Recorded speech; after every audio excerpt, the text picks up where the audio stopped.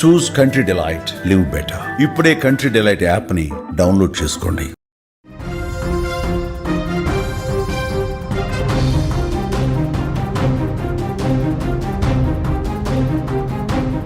Big breaking చూస్తున్నాం. Japan ని భయపెడుతున్న Rio టాట్సుకి జ్యోతిషం. సునామీ, అది కూడా మామూలు సునామీ కాదు, ఒక మెగా సునామీ రాబోతోందని జపనీస్ బాబా వాంగా రియో టాట్సుకి చెప్పారు. భయంతో జపాన్ ప్రజలు వణికిపోతున్నారు. ఇప్పటికే జపాన్లో వరుసగా భూకంపాలు సంభవిస్తున్నాయి. నిన్న నైరుతి జపాన్లో భూకంపం వచ్చింది. ఆమె జ్యోతిషంపై ప్రపంచం మొత్తం కూడా ఒక ఉత్కంఠం కనిపిస్తోంది. రేపు అసలు ఏం జరగబోతుంది? జూలై 5న ఒక టెన్షన్ వాతావరణం కనిపిస్తోంది. జపాన్లో సునామీ రాబోతోందా? నగరాలు నీటిలో మునిగిపోబోతున్నాయా? రియో టాట్సుకి చెప్పినటువంటి మాట నిజమేమన్నా కాబోతుందంటే అవుననే చాలామంది చెప్తా ఉన్నారు. రియో వేసిన అంచనాలు తప్పవని చాలామంది వాదిస్తూ ఉన్నారు. జపనీస్ బాబా వాంగా ప్రసిద్ధి చెందినటువంటి రియో టాట్సుకి జూలై 5, 2025 భారీ భూకంపం వస్తుందని చెప్పడంతో జపాన్ తీవ్ర ఆందోళనలో ఉంది. రియో టాట్సుకి 1999లో ది ఫ్యూచర్ ఐసా అనే పుస్తకాన్ని స్వయంగా రాశారు. అందులో బ్రిటన్ యువరాణి డయానా మృతి చెందడం, 2011లో జపాన్ వడికించిన భారీ భూకంపం, సునామీ, ఆ తర్వాత కరోనా వైరస్, ఇలాంటి వాటిని ముందుగానే ఊహించి చెప్పారు. మళ్ళీ 2021లో పునఃముద్రణలో 2025 జూలై 5వ తేదీన జపాన్ను భారీ సునామీ ముంచెత్తబోతుందంటూ చాలా స్పష్టంగా అందులో రాసింది. ఫిలిప్పీన్స్ మధ్య పసిఫిక్ మహాసముద్రంలో నీటి అడుగున చీలిక సంభవించి పేలుడు, అలాగే అగ్నిపర్వత విస్ఫోటనం జరిగి జపాన్లో ఈ భారీ సునామీ రాబోతోందని, జపాన్ నగరాలు మునిగిపోతాయని ఆమె చెప్పారు.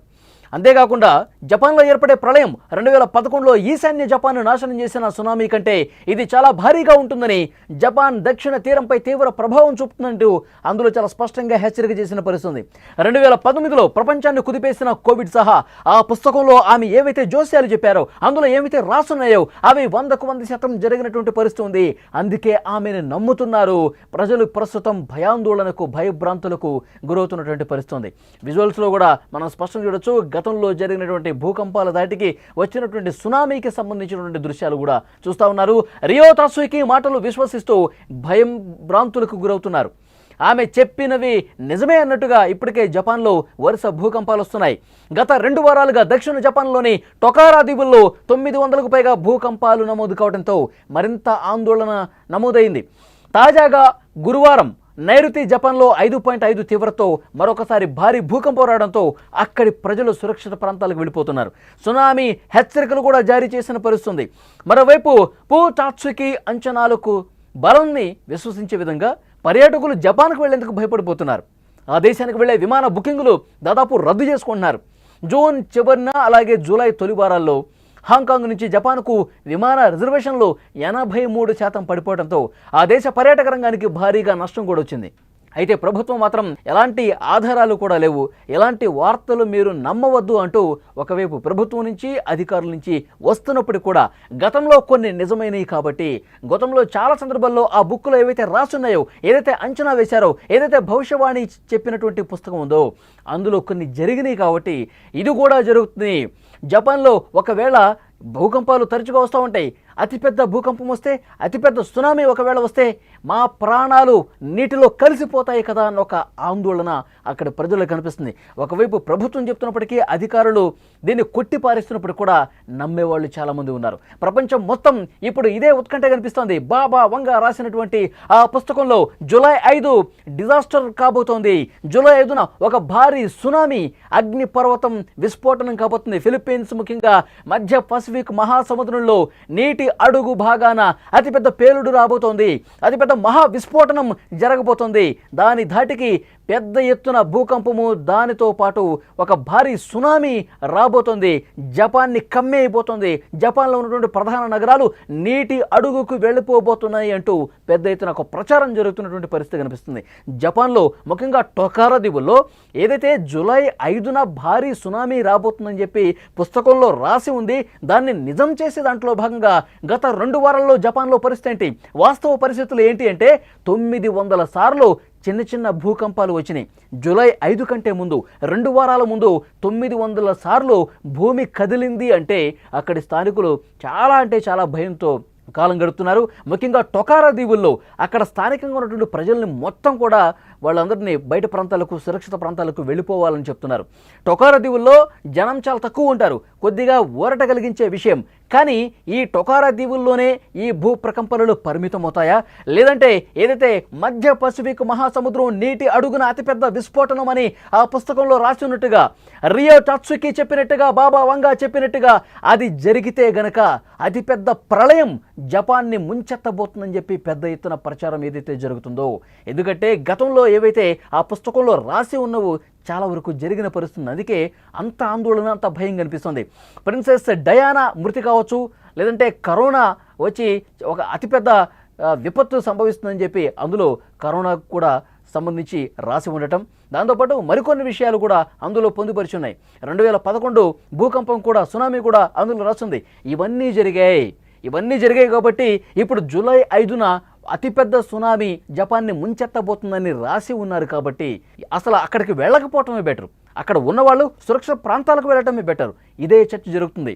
జపాన్కి వెళ్ళే వాళ్ళు ఇప్పటి వరకు 83% మంది జూలై 5 ప్రయాణాలను రద్దు చేసుకున్నారు. జూలై 5 ప్రయాణాలు పూర్తిగా అక్కడికి వెళ్ళకపోవటం మంచిదని చెప్పి చాలామంది పర్యాటకులు కూడా అనుకుంటూ ఉన్నారంటే వారిలో ఎంత స్థాయిలో భయం అనేది ఉన్నది కూడా చాలా స్పష్టంగా అర్థమవుతుంది.